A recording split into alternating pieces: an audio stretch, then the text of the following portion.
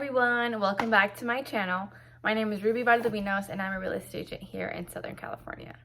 In today's video, I'm gonna break it down on what escrow is and what you should be expecting if you are an escrow. So essentially, escrow means you as the buyer and the seller are in a binding contract, and a third party comes in, which is the escrow officer, and makes sure that the seller and the buyer execute the instructions in the initial offer/contract. When you're in escrow, the first thing the buyer's agent, I should say, should do is schedule the inspection. And at the inspection, you as the buyer should be attending, and if you cannot, for whatever reason, the buyer's agent can go and essentially be there without you being there. But I recommend you as the buyer to go to the inspection because you are able to ask the inspector questions.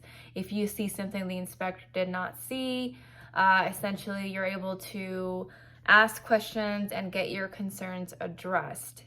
However, at the end of the inspection, you will receive a full report, and the inspector that I work with, he is amazing. If you're looking for an inspector, let me know. He was very, very detailed in my recent sale, from poop on the roof, could affect solar, from a pipe that isn't straight, everything. And, just an FYI, the seller will not credit you or do the repairs on cosmetic stuff. So really the seller will credit or give you a repair for something that's structural, like something on the attic or the roof or the HVACs, things that are functional and essential for a house to essentially be in its adequate living condition. Now, in escrow, you and your lender are going to be communicating very often, because for your loan to go through, if you are financing, if you're buying cash, this does not apply to you, but if you are financing, FHA, conventional, VA, any type of financing, the lender is going to ask a lot of documents from you, from your employer, from your taxes, from everything. So don't feel overwhelmed. Use this as a warning to let you know that while you're in escrow, however, that it is a big accomplishment, it doesn't mean that you're done. There are a lot of things in the house that can prevent the sale.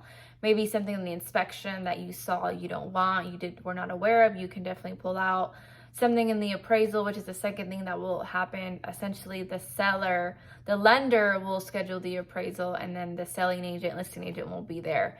And the appraisal will essentially evaluate the house depending on their professional opinion and depending on comparables. An appraisal is essentially what the house is evaluated at, what a dollar amount is evaluated at. And the appraiser is going to look at houses typically within a mile that sold just like this one, whether it's a 5-bed, 3-bath, 27 square footage, etc. And depending on what the appraiser finds on the recent sales, or it can even go as far as 6 months, as long as that property does reflect the similarities in the property that you were buying, the appraiser will give you essentially a dollar amount. Now, it's very important on what the house appraises at, because the bank, your lender, the lender that you're working with, is only going to finance what the house appraised at. I'll give you an example. Let's say the house listed at $500,000 and it appraised at $490,000. The bank will only help you finance the $490,000. The other $10,000 is going to have to be out of your pocket. So while you're in escrow, hopefully in negotiations, the seller is willing to adjust, lower the price, fill out an addendum, whatever it is, for you to, buy the house with your financing. There are buyers right now that are making their offers very competitive by essentially removing the appraisal contingency outright. And what that means is, regardless of what the house is evaluated at, I will still buy it. And really, like I said, back to my example, if the house was listed at $500,000, but it appraised at $400,000, I don't know why it would appraise at $400,000, but let's just say it does. That $100,000, if you waive the appraisal contingency, that buyer is inclined to pay that full amount out of pocket. So after inspection and after appraisal, essentially, you and your lender are going to get all of the things ready to make sure your loan pulls through. You do a final walkthrough. or before the final walkthrough, if there's something in the inspection that you wanted credited or repaired, depending on what the seller agrees with you to do it or to not do it, then you do a final walkthrough. And the final walkthrough is essentially making sure that the house is in the condition that you saw it, and you are essentially checking that box off to make sure you're good to go with the sale. Last but not least, you get the keys, which is amazing. It's so rewarding. And that's essentially what happens with escrow. Going into escrow can be really, really stressful. In my recent sale, there was actually a cloud on the title. There was a judgment, and my buyer was really freaked out, but everything was figured out. That's exactly why there's title insurance, to make sure that anything that is title that's clouded, that is a judgment or a lien, is found in title.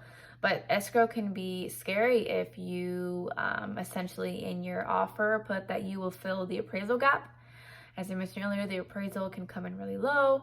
It can be very scary if something is found on title, maybe an easement where, I don't know, the city is able to come in next door to fix electricity. Now, it's not something that you thought, or that's something that you anticipated when submitting an offer. So escrow can be stressful, but you and your agent should be communicating every time something pops off, any updates, and the agent should be easing you, because as an agent, we have to make sure that you're in good hands, and we are doing our due diligence by informing you and addressing all of your concerns.